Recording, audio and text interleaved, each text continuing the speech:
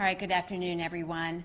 Welcome to our Tuesday, March 25th, 2020 press briefing. I am Dr. Val Arkush, Chair of the Montgomery County Board of Commissioners, and here with my fellow commissioners, Vice Chair Ken Lawrence and Commissioner Joe Gale. Also here with Dr. Brenda Weiss, the Administrator for our Office of Public Health, and Dr. Al Wong, Regional EMS Director. So we continue to have a very rapidly evolving situation here in Montgomery County. Since our March 24th press briefing, we've had 60 positive cases, new positive cases of COVID-19 in Montgomery County, which brings us to a total of 219. And I do just want to emphasize again that as more testing has become available in the county for about now the past 10 days, we do expect and will continue to expect to see an increase in the number of positive individuals here in the county. These positive individuals are from 27 municipalities, 4 of which are reporting their first cases. And those 4 are Ambler Borough, Lansdale Borough, Schwenksville Borough, and Trapp Borough. These individuals range in age from 5 years old to 81 years old, and you can see the municipal breakdown of these new cases on our map at montcopa.org/COVID-19. The age brackets for this group, there is 1 in the 0 to 9 age range, 1 in the 10 to 19 age range, 9 individuals in the 20 to 29 range, 9 individuals in the 30 to 39 range, 11 individuals in the 40 to 49 range, 13 in the 50 to 59 range, 10 in the 60 to 69 range, 3 in the 70 to 79 range, and 3 in the 80 to 89 range. 25 are female, 35 are males. 2 are hospitalized, 8 are at home, and 50 are unknown, meaning we are still tracking down information on those individuals. I'm also saddened to confirm that a second Montgomery County resident has lost their life to COVID-19. This individual was an 84-year-old male with underlying medical conditions who resided in Abington Township.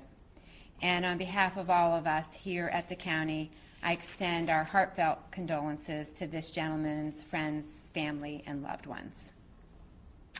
So today I want to give you another picture of social distancing in Montgomery County. I'm going to ask Commissioner Gale to just step off for a second there. So this is from Unicast. It's a Unicast toolkit, and if you want to look this up yourself, you can go to unicast.com/COVID-19. And this is an effort to help us understand the efficacy of social distancing initiatives. If you go to their website, they have a map of the entire United States, and you can click on each state, and then you can click on each county within each state. So this is Montgomery County. And it starts back here, February 28th, March 1st, where life was something that most of us can barely remember at this point, I think. Here in the county, we got our first notification of 2 individuals that were considered presumptive positives on March the 7th. And you can kind of ignore these case numbers. They don't track them quite the way that we do. So you can see shortly after March the 7th, the average mobility of people in Montgomery County started to go down. And this data goes through March 23rd. And you can see that we've really come down substantially. We noted that March 23rd, during that day, Governor Wolf announced that the stay-at-home order would go into place that evening at 8 o'clock, and it does seem like there might have been a little bit of an uptick of people going out and doing some last-minute errands. So I'm really looking forward to seeing the data now that we're a couple of days into our stay-at-home order. We certainly when I drive from my home here to the Emergency Operations Center, I see many fewer cars out on the road and fewer people out. So hopefully this number will continue to drop down. But what this represents from back in late February, early March until March 23rd is about a 55% reduction in average mobility of people in Montgomery County. And this is based on cell phone data. So interesting, good to see. I hope we can keep that graph going down even further. So kudos to everybody who's complying with the orders to stay at home. This is absolutely the best thing that we can do to help decrease the spread of COVID-19 in our county. Now, in the last few days, I've received a handful of reports from county residents about ethnic profiling of Asian residents in Montgomery County. I want to express my personal commitment, that of my fellow commissioners, and your county government's steadfast and unwavering support for Asians and Asian Americans in our communities. Neither our county government, District Attorney Steele, or our local law enforcement will tolerate any attacks on anyone in our community. I want to emphasize that residents of our Asian communities, or any community, should call or text 911 if you feel threatened. If your phone is connected to a Montgomery County cell tower, you can text 911. We also have language lines immediately available, so lack of fluency in the English language should not be a barrier to calling for help. You should not hesitate to come forward, either make a report in person or reach out by phone. We are here to protect everyone. In addition to all of the charges that law enforcement has available through the criminal code, such as harassment and terroristic threats, local law enforcement is also able to charge ethnic intimidation, which occurs when someone assaults another or damages their property with malicious intent toward their race or national origin. This is an additional charge available to police officers, and they won't hesitate to charge it if the facts and evidence warrant it. Thankfully, the reports of intimidation have been few, but one report is one too many. We will beat this virus by working together as a community, not by falsely blaming any individual or group. By sticking together, 6 feet apart, we are Monco strong.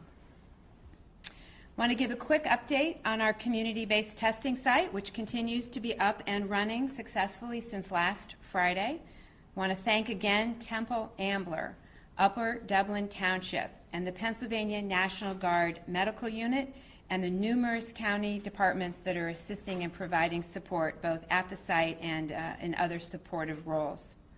The site remains open by appointment to individuals meeting the criteria that can be found online at www.moncopa.org/COVID-19 under the County Testing Information button. When you click that, there's a drop-down, and one of the choices is register for a test. When you click on that, before you start the registration process, you will see the current list of criteria, which is unchanged from yesterday. The site is open from 10 a.m. to 6 p.m. daily as testing supplies allow. Due to the limited number of tests available, tests will be reserved for the higher risk categories of individuals that you can find on our website. Generally healthy individuals who have mild symptoms and no underlying medical conditions should remain at home and self-isolate. You do not need to be tested at this time. Criteria may be further relaxed or enhanced based on the future availability of tests. We've received a handful of questions about the Montgomery County Correctional Facility. Currently, there are no positive cases among inmates, and there have been no COVID-19 related deaths in the Montgomery County Correctional Facility population. one correctional facility staff member who returned from an out-of-state trip tested positive for COVID-19. Contact tracing is complete within the correctional facility. 5 close contacts have been identified. None are inmates. All are asymptomatic, but in an abundance of caution, they have been tested and we are awaiting the results. These 5 individuals are in isolation at home. The correctional facility is taking measures to mitigate the potential spread of COVID-19. The correctional facility has declared a state of emergency operations and is closed to the general visiting public, attorneys, and law enforcement interviews. Alternatives have been made available. However, administrators, inmate service counselors, and supervisors are visiting sections frequently to answer questions and provide information to inmates and to personnel. The correctional facility has updated their pandemic plan and are aggressively sanitizing, providing staff and inmate education on social distancing, and taking the temperature of all staff entering the facility on a daily basis. The prison maintains an ample supply of N95 masks, gowns, goggles, surgical masks, gloves, sanitizing chemicals, and cleaning supplies. All new inmates remain in quarantine for 15 days before being placed in the general population. There is medical screening for all food handlers, and all package deliveries and mail are being sanitized before opening or distribution. The correctional facility's healthcare partner, Prime Care, has been working with the correctional facility on mutual pandemic planning policies. Prime Care provides the highest level of prevention, education, communication, and safety for inmates, the correctional officers, and the Prime Care employees that are in the correctional facility. The correctional facility holds weekly phone calls with Prime Care and the Pennsylvania Department of Corrections to review plans and make any necessary adjustments. As I've mentioned previously, we have urged the courts and district attorney to take steps to limit the introduction of new inmates into the correctional facility unless absolutely necessary for the public's safety. For further details on these efforts, I refer you to court administration. And with that, I will turn over to Commissioner Lawrence.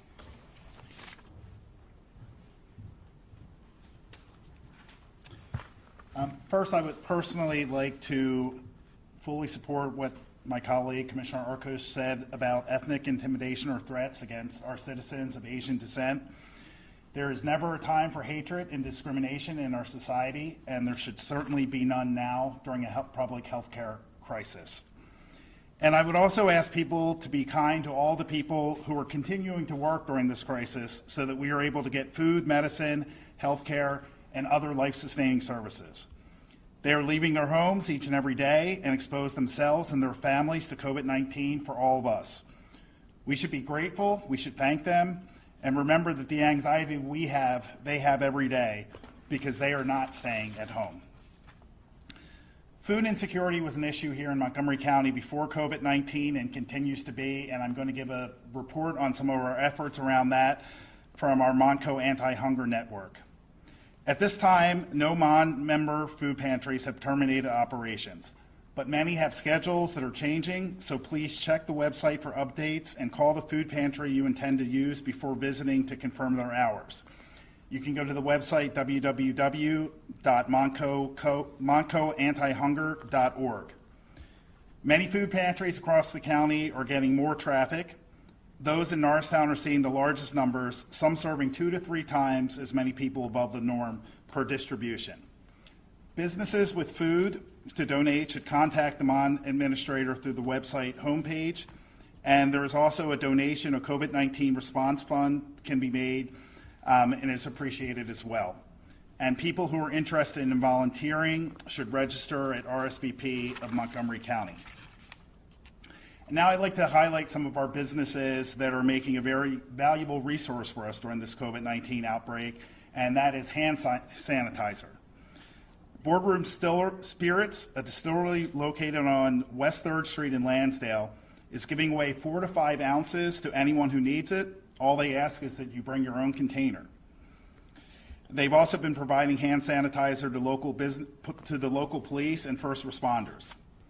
You can visit Boardroom Spirits website at boardroomspirits.com for their hours. The sanitizer is free, but they do ask that you bring your own bottle and that you consider buying a bottle of two while you're there. And in our county seat of Norristown, 2 great businesses, Five Saints Distilling and Crazy Aaron's Thinking Putty, have also teamed up to produce hand sanitizer.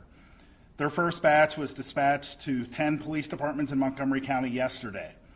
And for more information about securing hand sanitizer from them, please call 610-784-0603, or you can email sanitizer, SANITIZER, at puttyworld.com. I'll turn it over to Commissioner Gale. Good afternoon. I am Montgomery County Commissioner Joe Gale, and today I would like to provide an update on actions taken and resources available to help sustain our local economy. For the life-sustaining businesses that are still open through this crisis and may need additional workers to meet heightened demands, there are workforce development programs and resources available to you. The Pennsylvania Career Link provides recruitment and online job posting assistance through the PA Career Link website. Employers can find people who are available and looking for employment. Some of these opportunities may include individuals looking for jobs in the healthcare industry, delivery drivers, and essential retail employees. For example, you see that Amazon, that's commonly in the news, is actually looking for employees. Locally, we are trying to do the same and help fill that gap with employers and people searching for employment. Additionally, funds are still available to help support the on-the-job training for new employees as well as training for existing employees.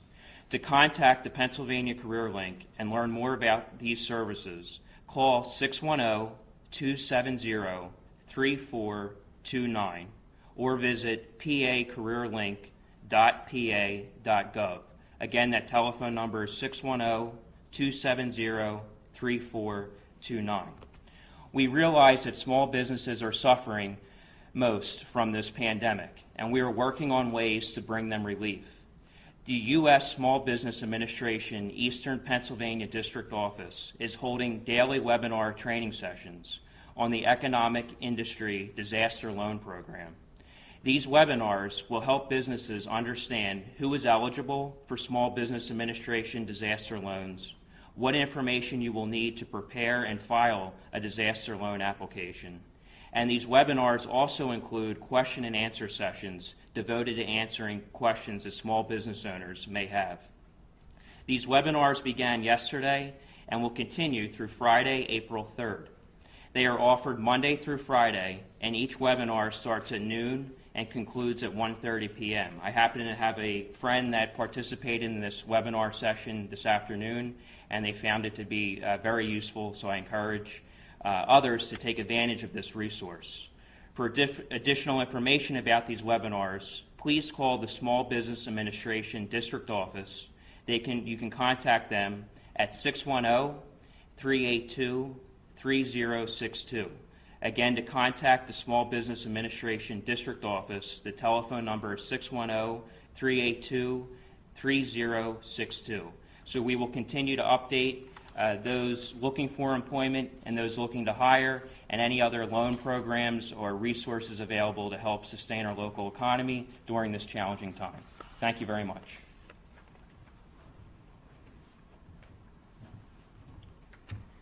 All right. Happy to take questions. The death in Abington, do you know if there were any underlying health issues? There was, yes. As I stated, this gentleman did have at least 1 or 2 underlying health issues. Was he in the hospital when all this happened, or was He did pass away in the hospital. I'm not actually sure which one, but he was in the hospital, yes. So we had been hearing for weeks, even before the virus came to the U.S., that it's really the elderly and those with underlying health conditions. But as I do a rough total here, and my math may not be perfect, it looks like more than half of what you announced today are people outside of that framework, the younger people, the 20-year-olds, the 30-year-olds that have tested. Is that telling you that they're not getting the message and they're out there still doing things? Well, so the question was, we see in today's list of results, there were a number of younger individuals who tested positive. So remember that what we've been saying is that the vast majority of people who get COVID-19 will have mild symptoms. Some so mild they might not even know that they have it. It is the older individuals, those that are immunocompromised, those with underlying medical conditions that are much more likely to end up hospitalized and have a severe course. Having said that, there are some younger adults who are being hospitalized, and we've seen that in our own data. I also have to remind you that these tests are all lagging several days. So some of these results are from our testing site that we put up on Friday, but more of them are from other sites, hospitals, other places that have been doing testing.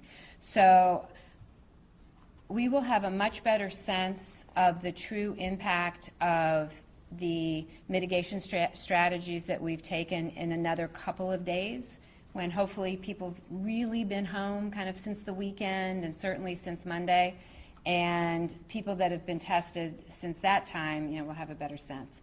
But the point here is that everybody should stay home. So whether you are young and healthy and much less likely to have serious disease, we need you to stay home so that our healthcare workers and our first responders and those in the high-risk categories don't get this disease and either negatively impact our critical workforce in our hospitals or put one of your grandparents at risk of very, very serious disease. Lower Marion has 48 cases. Is there any theory on why it's so high there, or why Lower Marion seems to be affected so much more than other municipalities? The question was noted that there's quite a few cases in Lower Marion Township. It's one of our highest areas, and we don't have a theory on that. Some of our early cases were there from individuals who had traveled for the most part, so it could just be that we just saw some spread there, some community level spread there before they even knew they were sick. Is there a reason to be concerned in Lower Marion, or is that No. just, No. You had mentioned 4 municipalities that had first cases today. Mhm. They were Ambush, Schwenksville, Track, and I think it's Lansdale? Do we have any specifics on the 2 individuals in Track and Schwenksville, as in age, gender, or any of that?